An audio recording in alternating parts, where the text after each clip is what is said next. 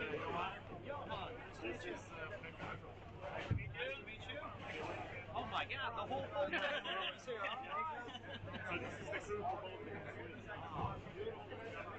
So this is the group of both. So this is our new boss. You are my boss. It works the other way around. I work for you guys. Why don't you guys take like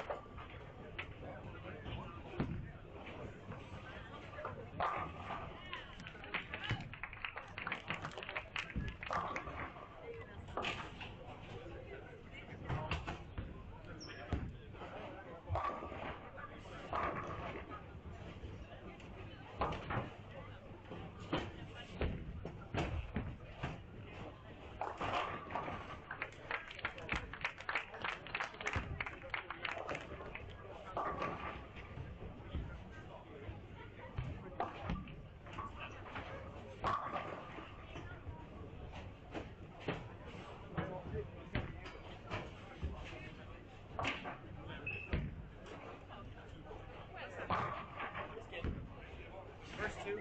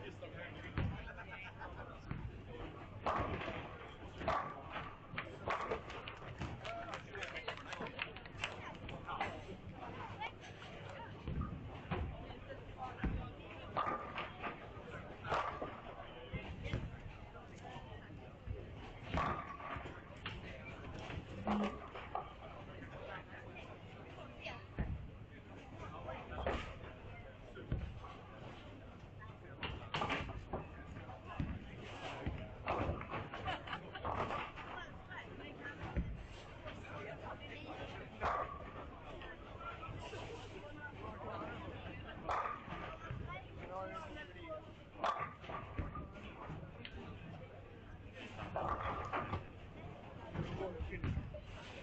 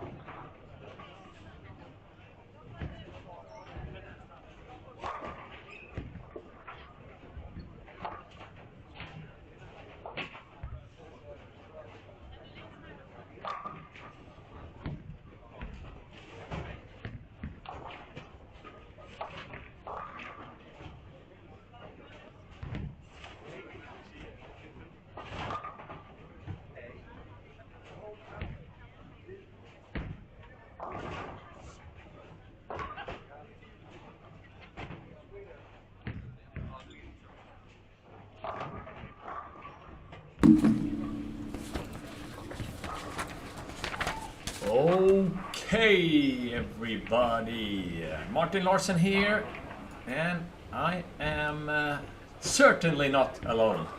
It's with a great pleasure and a lot of joy for us to welcome the legendary Randy Peterson to Sweden. Thank you, buddy. Thanks for having me, Martin. What an honor to be here at this great event and to be working with you and all of the great people here. My first time in Sweden. And, when I got the call on WhatsApp, I think it was a text message from you. And it was like, hey, do you think maybe you'd like to come to Sweden? And I'm like, yeah. So, yeah, thank you so much for having me. What a absolutely spectacular event, and I can't wait for tomorrow. Yeah, I mean it was pretty special when we started thinking about what can we do to make last year's event a little bit make this one a little bit better than last year.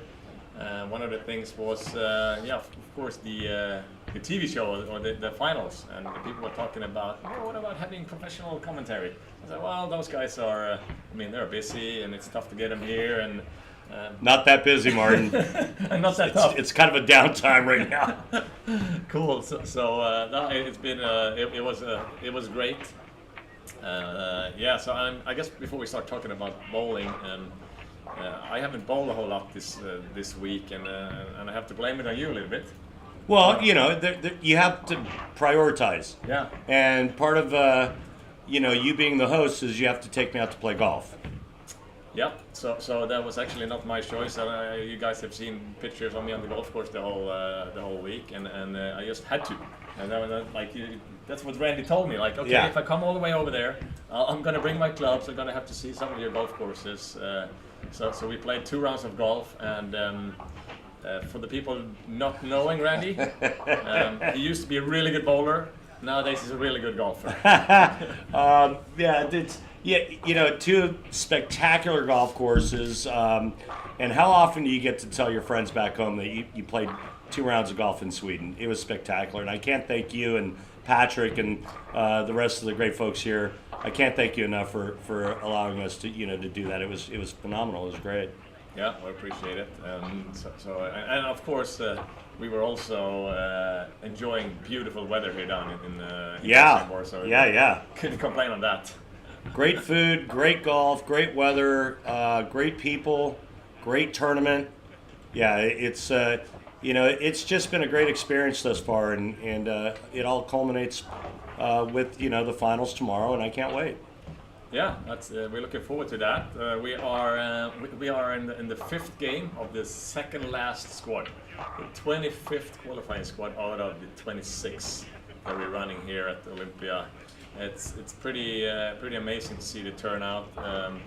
Just really sorry about people not getting to bowl, because there is waiting list that is longer than the line to having hot dogs at the hockey games. That's a good thing for you guys. Yeah.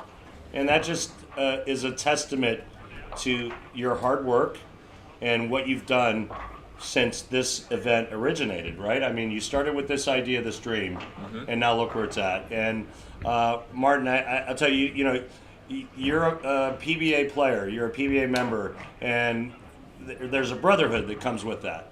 And like I said, when I got the call from you to possibly do this, I was like, you know what? If this helps my brother Martin in any way, I'm in. And so, again, thanks so much for the invite, and hopefully this really takes this event to another level. Yeah, well, that's what we're hoping too, for sure. And now you're joined by me, but when it's time for the top 4, you actually will be joined by your professional buddy Dave Ryan as well. So it's not only you; it's like the dynamic duo coming from this. Dave Ryan, 60 feet to success. There you go. That's what you guys are looking forward to see when the top 4 is gonna bowl for the title tomorrow evening here at Olympia Bowling in Helsingborg, Sweden. So I'm really looking forward to. I guess I'm gonna see it live. So I'm really looking forward to see the replay of this show when I have time. So and then obviously the response that comes with it, right? Mm-hmm. So talking about the replay is going to be on our YouTube channel where you guys are watching now, but the actual show will actually be on a brand new platform Lane Talk is launching, Lane Talk TV. So we will let you know how to find that tomorrow, but it's also free, so don't be afraid. Tell everybody that wants to join and have a look that it's going to be able to watch this show for free tomorrow night. So we're really looking forward to that. Talking about show, you've been a couple of days now. Who's making the show? Well, you can't really discount the greats in the sport, right? You talk about EJ Tackett, Jesper Svensson, those players. You kind of expect them to be there. And then if you do get a different kind of mix along with them, I think it just makes for a more exciting event, right? I think the format itself lends itself to the possibility of a woman being there. I think that maybe a local player. I think there's a lot of opportunity, and it's not like, the American stars come over here and just dominate this event. No, we have the actual list at the moment who is up top in qualifying. I'm pretty sure you don't know that guy, Victor Albin. He's from Sweden. Yeah, he's from Sweden, and he's from the south part of Sweden. And the guy sitting second, Ludwig Ingeskog, he's from the city where Daniel is, and there's what we're talking about. To say hello to the polar bears. Wait, you have polar bears in Sweden, Daniel? What? Wait, No, so it's, how about this EJ Tackett guy though with the front six? Yeah, so we are obviously, I don't know what pairs you guys are looking at, but we are having the 19, 20, 17, 18 in front of us and watching EJ Tackett start game 5 with front 6 after having a couple of pins. What do you have? 1,017 after 4 games, and this is his, if I believe right, remember right, I think it's the 4th squad, and he's not in the final number yet, but he is one of the best ones in the world. So He's looking pretty good right now, right? well, he looks like he's been looking at on tour for quite a bit. It's impressive to see him bowl. I mean, it's that little guy could create. He's something. really good. Oh, And what he can do using his thumb is it's impressive. And pound for pound, I talk about it all the time on American television. And EJ Tackett, pound for pound, having the strongest strike ball on tour. yeah. If you want to do the math based on his size and his rev rate, he's just an incredible kind of athlete that is kind of generational. He's a guy that comes around once every decade, once every 2 decades, and that's what I see in an EJ Tackett. And compare, I mean, when I look at him, he's looking so full of confidence. Like, even though he bowled 3 squads and then made it, and I talked to him after 2 squads. I said, "When are you bowling next?" "Well, I have this 1 squad tomorrow. If I can't make it in 3 squads, like, how good am I?" And a lot of guys wouldn't really look at it that way. And now he's actually bowling his 4th squad, but the look of him is always like, I'll fix this. Like, I'll make it happen. I think one of his biggest attributes is how humble he is. Mm-hmm. He's so good, but yet he never comes off as letting you know that he knows how good he is. Mm. You know what I mean? He stays humble. He just kind of plods his way. Yeah. And then all he does is make television. Yeah. And I think this season was kind of indicative of how great he is, because he made so many shows early and didn't win, right? Mm-hmm. And it's like, oh, well, EJ Tackett can't win. Well, you don't understand how hard it is to win on television. And then what happens? Mm-hmm. World Series of Bowling, the only right-hander on the show, he wins. Yeah. Yeah, no, I mean, he is absolutely one of the best bowlers in the world, and has been for a couple of years, and it doesn't seem like he has any plans to be anything than that in the future. And the other thing is that the folks that watch the PBA Tour around the world, pretty much all they see is the bowling, right? They don't really know the player. Mm-hmm. There's not really in-depth documentaries done on these players, but I'm here to tell you that EJ is from Midwest America, and if you know anything about America, the Midwestern people are some of the greatest people on the planet. Their integrity, their class. I've played a lot of golf with EJ. I've done a lot of stuff with EJ. I've been around EJ a lot, and he is just a class act and just a good dude. His wife Natalie, unbelievable. It's just a great family. You lump into that same group the Ronnie Russell who lives in that area. Tom Smallwood, which runs in that group. These are all just great people that have the utmost integrity, and they're just good people, and they're great to be around. And I'm lucky enough to be able to call them friends. And talking about luck, it's a Lucky Larsen event, and those guys are really lucky because they are as good in golf as bowling.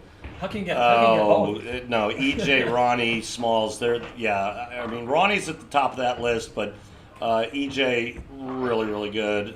Smalls is really, really good. But again, I have as much fun with them on the golf course as I do off the golf course, as I do just interacting with them at tournaments and events, and they're just good people, and it's just a joy to be able to converse and hang out and talk with them. So Cool. and then I mentioned the fact of EJ's newborn, Trey. He is the cutest kid you'll ever see, and I can speak from experience because babies tend to not take to me very well. And I think Natalie has a picture of Trey sitting on my lap in Detroit, and he was just all smiles, and I'm like, oh, I'm so stealing this kid. I'm stealing him. So, all right. Yeah. Anyway, enough about that. EJ Tackett, just an immense talent in our sport, and number one player on the tour for the last couple of years. He's going to win Player of the Year again, and it would be nice to see him cap kind of the season off with a win here at the Lucky Larsen. Yeah, Martin, let's talk a little bit about, as we watch the action, it's great. Let's talk a little bit about you and your staff and the work that goes into putting on an event like this. I'd rather talk about other things than myself, but okay. Let's spend a couple of minutes on it. But hang on, I'm asking the question, so you have to. Yeah. Now you have to answer. No, yeah, it's. I mean, this thing really is a teamwork. We are a couple of guys that are putting a lot of hours in, for sure. Really happy about it because we're really bowling geeks. But I would lie if after tomorrow night we will pass out. Like, it's a lot of work. Yeah, it's a lot of work. And people don't realize how much work goes into an event like this. Absolutely, and I think our kind of way to success is that we have a group of people that really loves bowling and are good at different things. Right. So obviously, when my friend Daniel called me up a bunch of years ago and wanted to do this, I didn't really know that he was capable of working as hard as he actually is. I don't know. Ouch! I don't know how he do it, because I was afraid of putting my name on something and put my name in the trust of somebody else's work. I'm not afraid anymore. No, you shouldn't be. So hats off to Daniel for all the hard work. It's couldn't do without him for sure. And then we have Patrick. We get to use his center, his beautiful center. And I mean, you can pimp out a center and have maybe the tournament in other centers, but what makes this center the best is his crew. Like his this place is spectacular. I mean, oh my goodness. Thank you, buddy. Yeah, This place is unbelievable. And that feast we had my first night here, oh my goodness. I had to kind of beg you to try the food. Yeah, come on, Randy, we're going to get some food. No, I'm good. No, we're going to eat. And the next thing you know, folks, is Martin's literally putting food on my plate. You got to try this. You got to try this. You got to try this. So we sit down, and I start eating. And it got real quiet. That's not very often with you around. I get paid by the word, Martin, just so you know. And it got real quiet because oh my goodness. Let's just say this, folks. I've never had a feast like that in a bowling center, ever. And I've been around a bit. Yeah, you've been to some, yeah? Yeah. But this was the first one over here. It was unmatched. No, it was really a great food. And that's the thing, like Patrick happens to have the touch to find the right people. Everywhere from the mechanics to the chef to the guys pouring beer, like they're just happy and good at what they do. Yeah. And that's the way he treats them. It was, what a night that was, and then obviously every day since, and it's been spectacular. I've actually applied for citizenship here in Sweden. Okay. I'm moving. Yeah. Yep. I hear you. Well, it's going to be good though, because we kind of only paid your trip here, so it's going to be cheaper for us next year. Is there such a thing in Sweden called squatters? I can't really say. So for those, Daniel, do you know what a squatter is? Okay, at least Daniel knows what a squatter. Martin, if you don't know what a squatter is, that's where you move into somebody's house and then you don't pay rent for a year and a half, okay. and you stay there and you live for free and they can't kick you out. Only in the U.S. can you do that. Well, we'll see. Yeah, I mean, and then of course, when we're talking about the tournament, I pretty much just set the formats and help out choosing patterns and all that stuff. And of course, there's not going to be 340, 50 happy ones. It's bowling. It's bowling, yeah. But I'm very happy to have Kegel helping us out, and there's such a different amount of what do you say, like different styles of bowlers in the top here. Yeah, but I mean that's what makes the sport great, right? Mm-hmm. And now, Martin, how much prep work, how much time prior do you and your staff spend on getting this event ready? Well, I'm very happy that we don't keep track, because we will feel really, really dumb looking at what we get for all this work. So I can't really say more than there is several hours and weeks of meetings and talk and things around it. So like just for the fact that with the I think this is version 11 or 12 whatever in oil patterns, and that we tried and sure. tried to get there. So that's one thing, and all those sponsors that are helping out everywhere, from the main sponsor Storm and Helsingborg City to the smaller ones that you see over those 20 lanes. So that, and then we're putting the golf event together, that Wednesday night thing together. Yeah, you had almost 50 players in that event, right? In the golf outing, yeah. Yeah. Absolutely. Spectacular. So no, it's a lot of work. Look at this guy. You know what? His nickname is Squirrel, right? EJ Tackett. Yeah. I don't like that, because I don't think that does him justice. I just had a thought. Like, he's like RoboCop, right? He's like robotic. His motion looks the same. It's effortless. He's got so much power, and it looks like he doesn't even try. It's like he's like the equivalent in golf of Louis Oosthuizen. Right? I know you told me that's the swing you like, yeah? My God, I mean, it's like simplicity of motion. This guy is just so good. Yeah. It's scary, and it's fun to watch. He makes it look easy. That's another guy that makes it look pretty easy, like a traditional lefty style. Adam Anderson here, he's one of my teammates and in the national team. Oh, the A10, EJ. But well, it's the field ball. He knows when it's time to throw it. Yeah, but that wasn't a typical A10. That was some kind of weird. He All right, probably tried something. I don't know Adam Anderson, so you have to point him out to me. So he's going to be bowling on 17 next. Okay, and, all right. And he has lefty. Okay. Bowling with Biscuit. Richie T's here. There's Richie T's. Biscuit. You call him Biscuit. Yeah, that's his nickname. Richie's a super nice guy. He's always been very polite and very cordial with me. But he's from England. And typically the English are like that. Yeah. Adam. All right, we got him right here. On 17 now, he's the defending Swedish champ. He won the Swedish National Championship and will go to the European Championship Cup representing us. That's pretty smooth. Oh no! We didn't have to. See, that's the jinx of Randy right there. You just felt it. Look at the solid 8 just to the left of him on 15. That was Phil shot. Who cares? But that was a rough one, because Adam has a decent score going, so that was tough.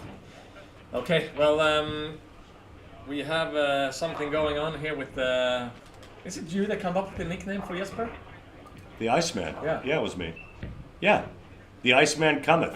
So where did the Iceman come from? So he's from Sweden. Mm-hmm. He's got the steely blue eyes, that ice in his veins. He shows very little emotion, and so I just kind of thought the Iceman would be appropriate. Yeah. Now keep in mind that we used to have a guy in the United States that had the nickname the Iceman. He wasn't a bowler. He was a mass murderer. Oh. And it's true. I mean, look it up. And anyway, there's several shows on Netflix about the Iceman. And he was a hitman, basically, back in the day. And that's kind of like Jesper. Jesper's a hitman, right? Yeah. On the lanes. Yeah, I Very don't wanna be a steely. pin when he goes up there. No, very steely, he just goes about his business. He's like that quiet assassin. You don't really, but then you look up and he's averaging 260, right? Yeah. So that's the Iceman. And that's pretty much what he does now. Like he is, obviously the format here is a little new for Randy. So the top 22 after the next squad will get a bye from the final step 1. So they got to jump in final step 2 tomorrow morning. And Jesper was kind of on the bubble. So he showed up and like, okay, let's give it another go. And now he is going to be like 270, 280 over after 5. Also, that's going to get the job done. Yeah. Yeah. So, and just so you know, just for the record, the Iceman was Richard Kuklinski. Mm-hmm. There's a great movie about him and what he did, and but that was the U.S.'s version of the Iceman. Jesper, thank God, he's the only time he's doing murders on the lanes. So yeah, that's when he's using his lethal weapon. One of the things that really stands out to me about Jesper is I did a thing on him some years ago. You know, because his style is so unique, Martin, and you know so much about the sport and the mechanics and everything else.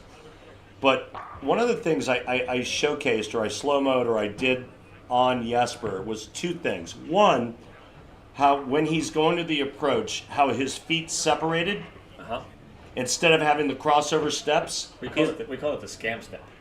The scam step? The scam. Scam step? Yeah, the scam step. So he had the scam step, yeah. But also there was a point in his approach where both feet were off the ground. Yeah. And I just thought it was the most unique thing I'd ever seen. And so we did a couple of things like that on the telecasts featuring Jesper. It's so unique. He's so fun to watch.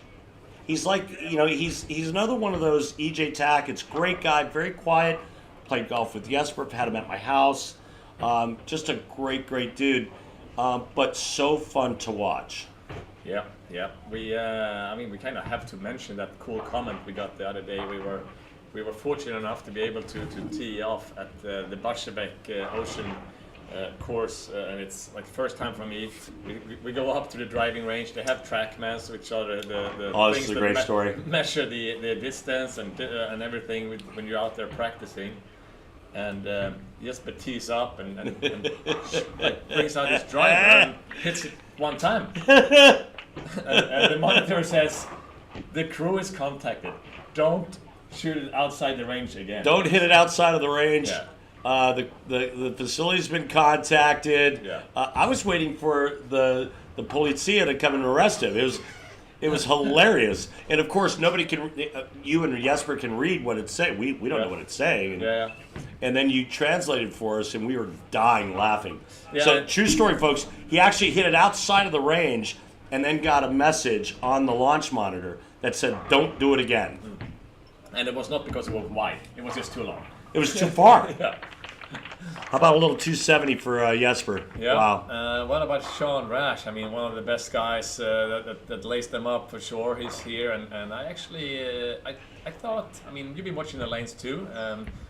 Those 2 guys here, Sean and Tom, those are 2 other guys that have been a little bit surprised. They haven't figured it out yet because I kind of thought when I was trying it out the pattern, like out there 5, 6, 7. That's 2 of the guys that really like it out there, but they haven't really like figured out how to knock them over. So they need Sean needs a really good last game to get there, and Tom as well, because Tom is still, even if he scores a little low, there's this little gateway to make it through the 50 and the senior above. division. Yeah, the senior division, yeah.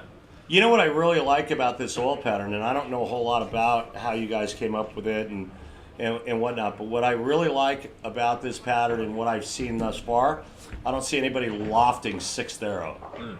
I'm sorry, but players are playing the outside part of the lane. If you want to hook it a little bit, you can move in and hook it a little bit, but it just seems like so many times when as the lanes start to transition, they break down a little bit.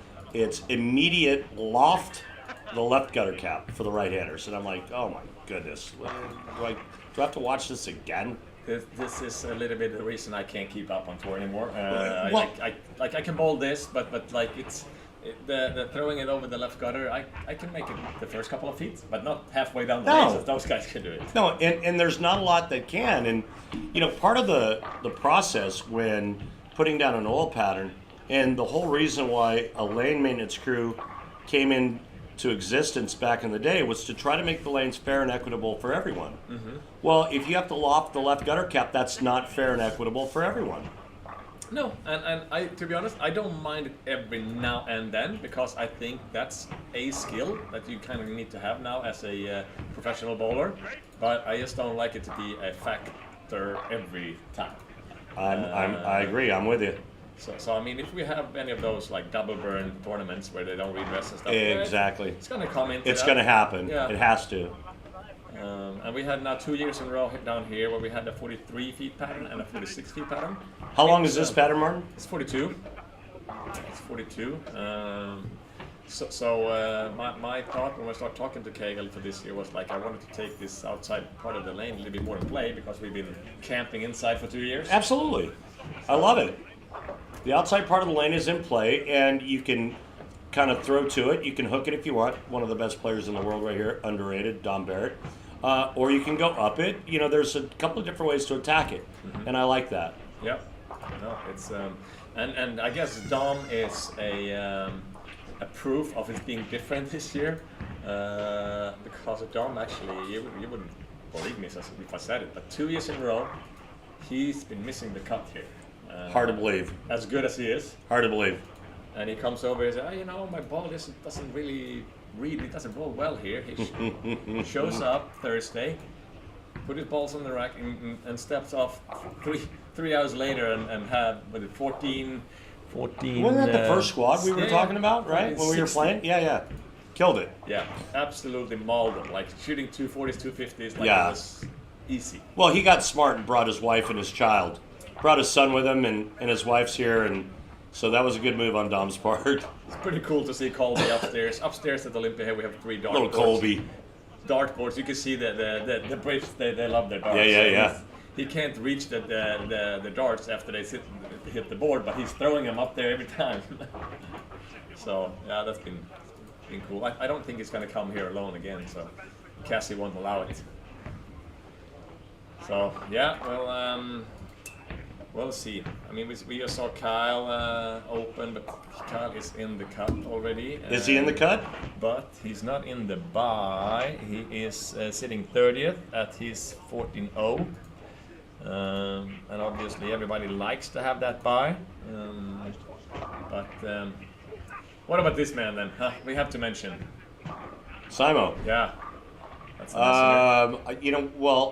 On television on the tour back in the States, I call him the Swiss Army knife. Yeah. And this is a player that can do anything with a bowling ball. He's easily top 5 player in the world, talent-wise, performance-wise. He's spectacular. And the way I look at it is, I think he's the most talented, the most versatile guy on the world, like on tour. Me personally, think him, EJ, and Belmo, they rotate who is the best bowler in the world. But the only reason sometimes that he can struggle, I think, is when you have the whole toolbox to choose from.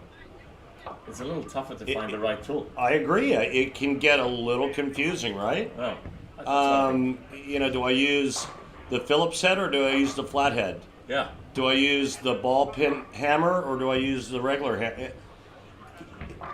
It can become kind of clouded when you have that many options. Yeah. And I think that's, obviously he knows how good he is, and he gets a little frustrated when he doesn't figure it out. But sooner or later he normally does, but now he's really started to run out of time. Yeah. He is 132 over, and we are kind of looking at high 180s to make it. Solid 9, that's going to make him happy. No. On a strike, with an open in the first. people know him. It's close to fight time there. I don't know, that's what I guess. But Do you think he's going to bowl the last squad of qualifying to get in? Or is he going to pack it in? you know, the one thing with him is I actually never really seen him give up. He's a fighter, even if he can look a little weird, he can look a little bad, and he has a big temper. But I would be shocked if he doesn't give it a go in the last one too. I would. I mean, he's still not dead, but he doesn't look very good now with this start. Right, and I would hope that he does. He's just too good not to. But it also shows, I think, the bowling world that it's even if you give the best ones a bunch of tries, they don't always figure it out. Right, I mean, Martin, compare what EJ Tackett's doing. And we got to compare apples to apples, right? Mm-hmm. Right-hander. Yeah. Compare what EJ Tackett's doing to what Simonson's doing. Mm-hmm. Look at the scores. Yeah. No, I mean, but before this block, they were kind of similar. Both of them they hadn't made it. Right. Both of them are superstars, best guys in the world. So what did EJ figure out that Simonson has not? Yeah, that's I guess he went for the right tool. I don't very rarely you see EJ throw any urethane balls. No, never, hardly ever. Yeah. I didn't actually watch the first couple of games, but I think he actually went to drill one and use it for the game 1 or 2. I can't swear that he did it this block. And how often do you see him to the right of 10 at the arrows? Not very often, huh? No. I mean, when it's time for EJ on TV, 9 out of 10 times it's around that middle dot. That Oh middle yeah, arrow thing. sure. I mean, he might feed it to that spot, but Yeah. So Oh. 9 again. okay, hang on a minute. Take all the sharp objects out of the room because Simonson just left another solid 9. That's back to back. Yeah. I'm pretty glad I'm glad we're in here and not out there. Just saying. Well, we might get company soon. Who knows? Well, That sucks. Bowling is rough though. That sucks. I mean, I've been in those shoes. We've all been there. The format We've never been at this level. I mean, even in my heyday, I was never at that level. No. I had some nice runs, but never at Simonson level, never at EJ Tackett level, never. No. And I you know, a lot of times I try to put myself in their shoes, right? And I try to think about, well, when you get to that level, and you have the kind of crap that's happening to Simonson right now, just in this game, for example. Yeah. It's got to be way harder to swallow than when you and I were at our best level, right? Yeah. Well. It's like, oh, another solid 9. Well, shit, I'm used to that. Well, in another way, if you look at his resume and his bank account, it should be easier to take it than for us. You would think, and that makes perfect sense. But you got to, and we struggle with this, right? When we talk about Simo, this kid when he came out on a tour didn't have a whole lot. Mm-hmm. Now he has a lot. Yeah, he worked his way out. No doubt. Nothing was given to him. He busted his rear end, and he earned. Look, he's earned everything. Yeah. I think it's harder because of the success he's had to accept that. Probably. Yeah, no, it's a rough one for sure. What do we got here, Daniel? What did you do? You just switched on us? Yeah, so now we have our eyes on the end pair again, like the 17, 18, 19, 20, and our defending champ is another unbelievable great bowler that hasn't made the cut yet. Well, and he's at 1139 for 5, right? So he's 139 over, starting with a front 5. So he needs a big game to get in. Obviously, I mean, it was pretty cool to see him win his first one at our tournament here last year. Even though he beat one of my best friends and travel buddies, Jesper, in the final. And then, I mean, the amount of telecasts you've been commentating this year and mention our tournament and his first title because he kept making a bunch of shows right after it. Right. But he hasn't really got the second one yet, so we'll see. I mean, it would be bad if he doesn't if he doesn't make the cut, then don't have a chance to defend it. Yeah.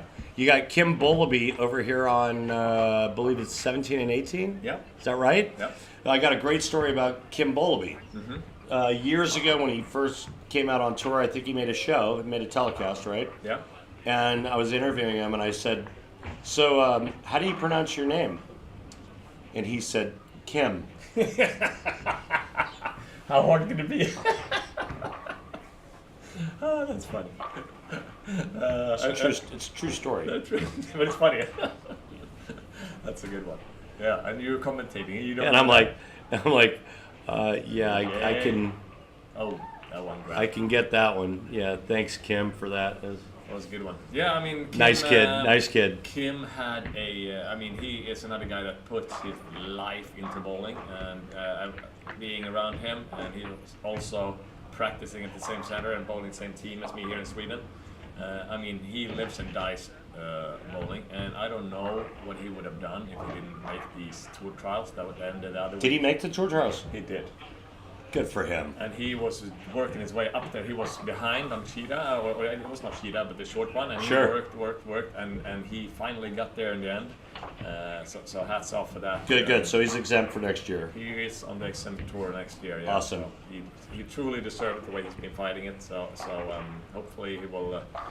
He's a guy, like, he's been winning a lot of places around Europe and Asia, but he never really had a success in States. And I don't know if that's just the way he looks at the lane and stuff. You saw that one on lane 20? I did. Josh Weems. That's one of the guys in the pretty fresh Storm Evolution team. The Storm guys over in Utah got together and created a team of young up-and-coming bowlers to try and support them different kind of ways with helping them to become better in understanding the game and stuff. And they called me up. Gary called me up and said, "Hey, is there any chance you guys can have them come over to Sweden?" I said, "Well, we would gladly welcome them here." And basically, the only thing I've been doing is let them know how things work over here and let them know about transportations and trips and what to do and stuff. And we hooked them up with a little bit of a cool thing last year when they bowled against some of the young Swedes. And this year they come a little early and they bowled a youth tournament the weekend before. And here they are. And look at that guy. I mean, 12. He's killing it. 11.95 for 5. Now, Martin, I got to tell you that I think that this Josh Weems guy, or I'm sorry, yeah, Josh Weems, I want to say that I covered him in Chicago in February at the event I did for Beat the Pros. Probably. Or, I'm sorry, Beat the Champ. Okay. And it was an event that we did in Chicago. AJ. AJ, Jesus, how do you miss a 4-pin? Especially when you need it. We did an event called Beat the Champ. Belmonte was there. Kelly Kulick, Joss Weems, and another young female bowler who I can't remember. And that was the first time I saw him. And then I just saw the name and I saw him bowl. And I'm like, wait a minute, I think that's the young man from Chicago. Yeah, I mean, he was here last year too. Great bowler. The kids have great attitude. They are fighting, they're bowling, and then they're trying to learn. We had them hooked up with Christy Jonas from Kegel. They went to a seminar of him. They talked about different patterns and how they build them up and what to look for and stuff. So those guys are really trying to become better. And coming over here is it's a pretty big one to get over here as young as they are. The parents take them over here. So happy to have them. Really, really cool to see him. Seems that he's going to make the cut. That's going to be pretty cool. Yeah. And then you have Danielle McEwen, LPBT champion. She's doing nice. I mean, it's great lady, great person. What a sweetheart, and a great bowler. And she's doing nice right now. Great ambassador for. Yes, she is. For sure. There's that guy that I can't pronounce his name. Yeah, Kim. Kim. There you go. Yeah. How do you pronounce your name? Kim. No, I meant the Bowlby part. That's funny. What a great guy. He was so fun. Come on, AJ. Yeah, I don't know if he's still. He's got a chance? No, he doesn't have a chance anymore. He does not have a chance. And he's not in currently? He's not in. No. So he's going to have to bowl the next squad. There's no room. So he can't even get into the next qualifying round. He is at 1379, his best score, and no, that's not going to be enough. So your defending champ is unofficially out. If the last squad, there can still be a bunch of people dropping out, but I think he's not high up in the list to get in. Let's see. Who was that just threw it on 16? You recognize her? She's another pretty good ambassador for the game. Who was that? Verity Crawl. But I don't see her name up there. No, because she's on the gotcha. 15, 16. I recognize the follow through. Yeah. She's been having a great year on the PWBA. Yeah? Yeah, she's been bowling good for sure. What do you think about Danielle's game? I mean, if you put like whatever, I don't know what you call that team, like when you mark where you're aiming and where you're hitting. Yeah. She doesn't miss the target. Yeah, she could splice boards. Yeah. If she could figure out a way to get like 25 more rev rate and get that week 10 out, yeah, couldn't beat her. No, she's great for sure. What do we have? Mr. Weems here. I guess he can beat me. So that's the way we're looking at it now. I mean, I was fortunate enough to have a score on early in the week. And wait, you bowled? I actually did. Yeah. Before you got here. Where you at? Before I started being a full-time golfer. Where you at, Martin? See, I read that name and I'm like, that's Martin Larsen. Wait, that's the same name as the host of our event. And it says it's got to be the same guy. But wait, you bowled? Well, I tried, and then lately I haven't been able to call myself a bowler for quite some time because I've been not hitting my target. I've not been accurate. I've been bowling bad. But I actually put a decent block together last Saturday. So what was the difference? I don't know. You don't know? I suddenly felt my swing was a little loose and my feet was going. Okay. Like it was a little smoother.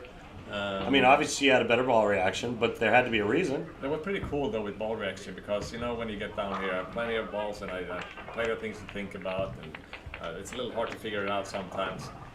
So the day before, my little brother, who's not so little, but, I saw him. Yeah. There's nothing little about that guy. He's a giant. Yeah, and he likes to bowl, but he always been like my little brother on the lanes. Right. He's doing okay, but not really.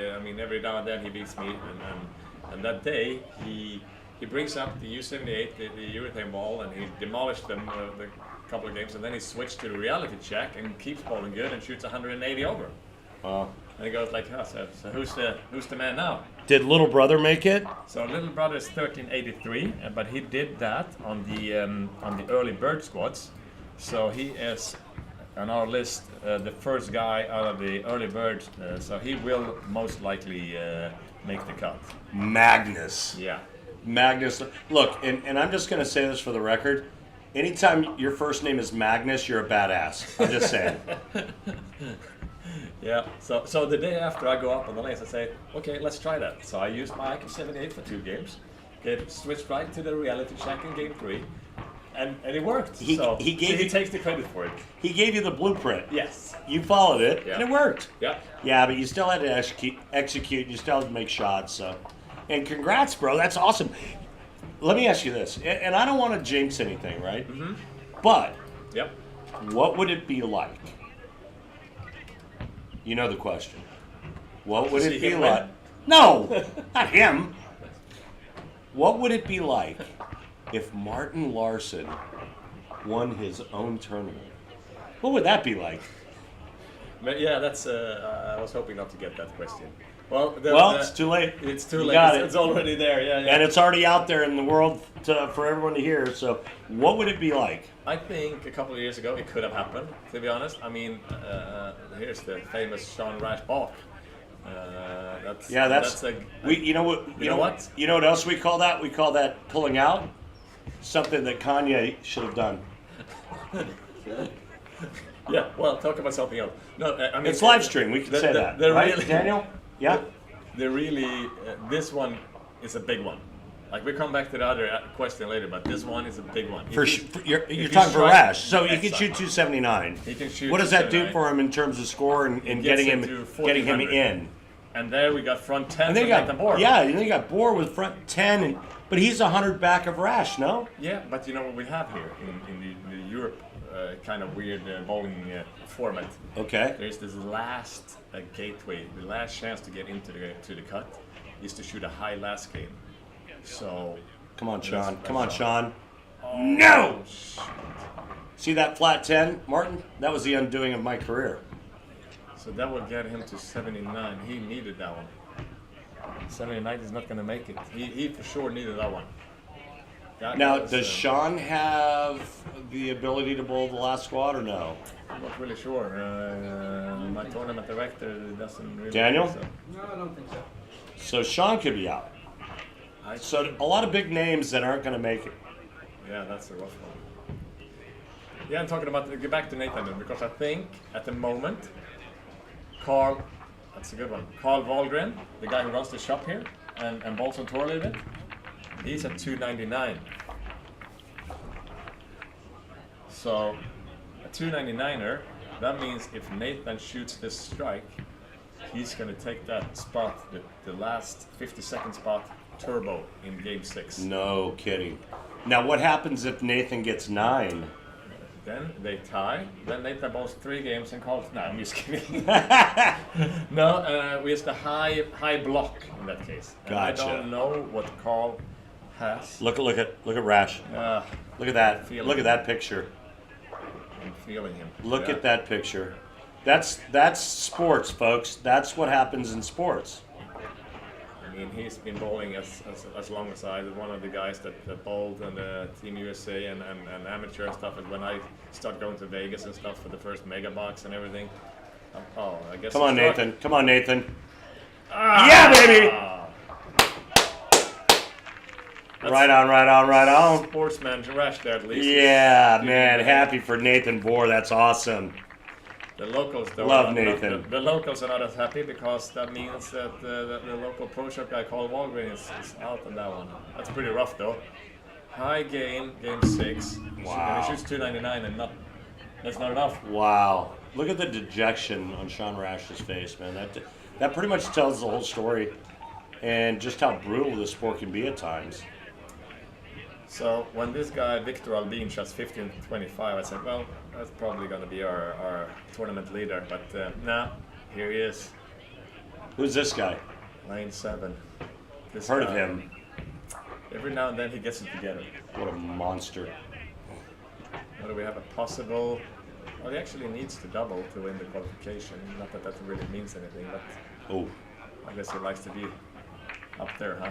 I don't see his. Oh, there it is. So he's going to be 15-51 with strikes out. Every game I've seen him bowl, he's got like a 6 or 7 bagger. You kind of need that to shoot 250, 260. Man. So, does he have a chance to be the squad leader? He does. He needs this one to lead the qualification. Like the entire qualification? Exactly. And then obviously, besides a bye, what else does that get him? Basically confidence. A bye, a beer, and confidence. You know what? Okay. I don't know if he's in the lucky game thing. We have this extra. You pay like $15, 150 Swedish, and you needs to strike in 10 different frames to put a lucky game together. Yeah. And have a chance to win a Rado watch for worth over $5,000. Oh wait, You what? You actually have it in front of you now, yeah? It's a Captain Cook Rado watch, 5,000 US. And you get this for doing what? If you need to enter the lucky game, and the lucky game is 10 random frames over the 6-game block, and you need to strike them all to make like a good game. And there's 2 guys, Theodor Samuelsson and Ludwig Ingeskog, who struck in all those frames to shoot 300. So one of those guys will win this watch. I am so stealing this watch. Oh my god, that is beautiful. Yeah. Oh my goodness, that is so cool. For $15.